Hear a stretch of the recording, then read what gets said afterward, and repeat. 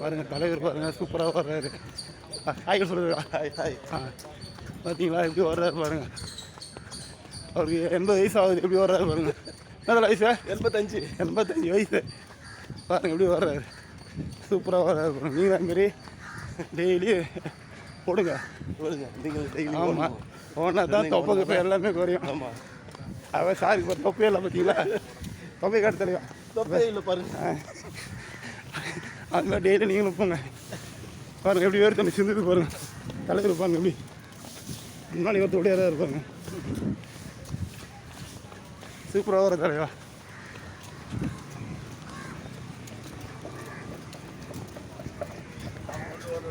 சூப்பராக வர்றாரு.